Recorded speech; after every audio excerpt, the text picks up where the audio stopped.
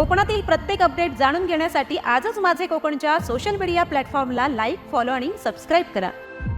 रत्नागिरी जिल्ह्यातील खेड तालुक्यातील दहिवली, गुडुपवाडी येथे झालेल्या भीषण भूस्खलन दुर्घटनेत गेल्या 24 तासांपासून बेपत्ता असलेले शांताराम शेलार आणि त्यांचा मुलगा सतीश शेलार या बाप-लेकांचा अखेर मृतदेह मातीच्या ढिगाऱ्याखालून बाहेर काढण्यात आलाय.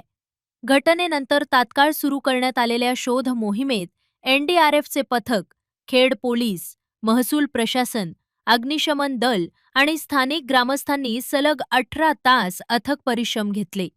मुसळधार पाऊस, चिखल आणि सतत कोसळणाऱ्या मातीमुळे शोधकार्य अत्यंत आव्हानात्मक ठरत असतानाही बचाव पथकाने अखेर दोन्ही मृतदेह शोधून बाहेर काढण्यात यश मिळवले.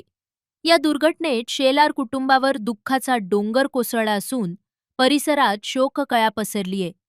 दोन्ही मृतदेह शवविच्छेदनासाठी कळंबणी उपजिल्हा रुग्णालयात पाठवण्यात आले असून पुढील कायदेशीर प्रक्रिया सुरू आहे. या हृदयद्रावक घटनेमुळे संपूर्ण खेड तालुक्यात हळहळ व्यक्त केली जात आहे.